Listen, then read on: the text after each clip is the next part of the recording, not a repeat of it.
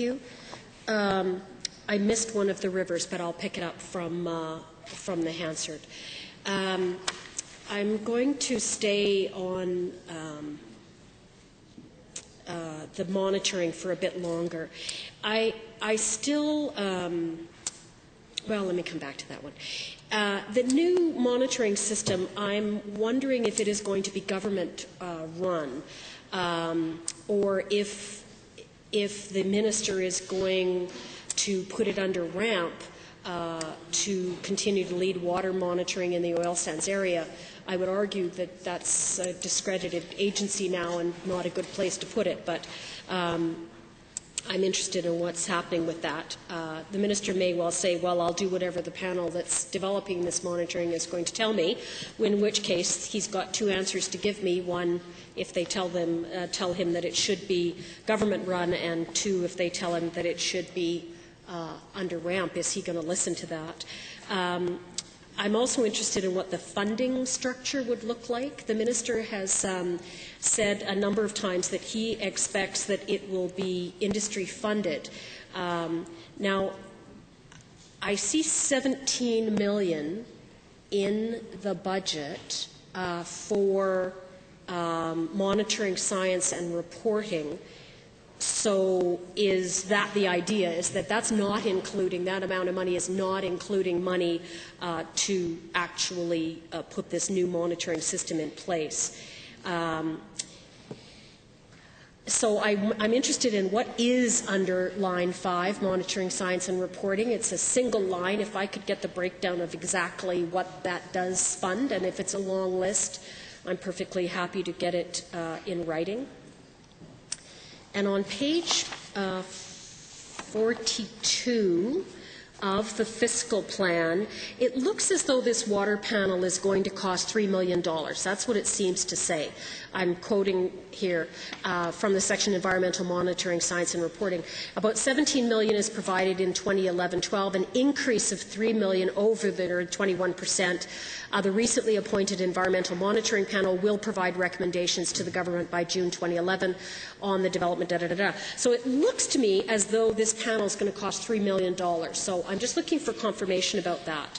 I'm wondering if the costs that are associated with the monitoring panel that was appointed by the minister is included under that monitoring, science, and reporting. And if not, where is it? Because it's not being pulled out here, and I'm wondering exactly where it is. I'm just going to move on here now and talk about the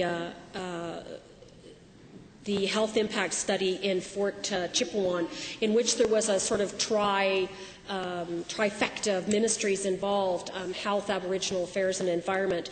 And I know that the process is currently stalled because the ministers are waiting for certain things that the First Nations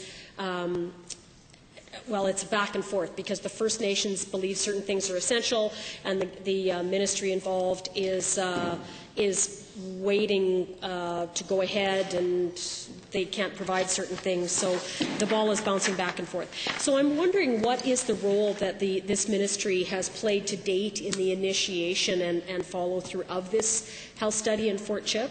And if it goes ahead, will the Minister of Environment have any role, or has the ministry committed any funding? And if so, again, where would I find it? Under the budget lines that appear on page 142. And does the ministry have a commitment to tabling the results of this health study, or at a minimum their piece of the results of that health study? So I'll let the minister answer those questions. Mr. Chairman, the breakdown for line 5, I have a page here, and I'll be happy to forward it to the member if she likes, and we won't waste a lot of time. I want to get to the crux of the discussion, and that is this new monitoring panel going to be coming back with recommendations, and when they do, how am I going to be dealing with them? I think that one of the things that I discussed with the panel when I met with them, in providing them with a little bit of advice over and above the terms of reference that they already have, is to point out to them that at the end of the day, we have to have a system that is science-based, that will stand the scrutiny of peer review, and that is seen to be credible. And I've also pointed out that whether it's true or not, one of the criticisms of RAMP is that it is too much under the thumb of industry. And so I won't begin to presume what the recommendation is going to be. But I would suggest that it's pretty clear that we've recognized that if the monitoring system is seen to be controlled by industry, it will fall short on that credibility criteria. So when you ask me, is this going to be a government-run organization, I say I don't know. I can't begin to predict what the panel is going to tell me. But I suspect that at the end of the day it will be a collaboration of some kind. Federal government has been involved, and so Environment Canada, as you know, is working at looking at their role and the role that they can play in monitoring. We have a role to play in monitoring. We do some monitoring, and we'll continue to do some monitoring. And then there is also a role for ongoing monitoring that is similar to what RAMP has been doing, but probably changed. Bottom line is that it needs to be coordinated. You can't have one organization that is responsible for monitoring air, and one organization that's responsible for monitoring water, and another organization that's doing biodiversity, and those organizations never talk to one another because, as Dr. Schindler pointed out, sometimes you need to be looking for things on the air side to find out if there are impacts on the water side, and sometimes you need to be looking for indications on the biodiversity side to find out if there are indications in other areas. And so the emphasis of what they're doing is on designing a system that is coordinated among all the various media. So, like I say, I don't want to put words in the panel's collective mouths, but I'm confident that they're very aware of some of the issues that we have been dealing with up to date, and the reason why we've asked them to come into force.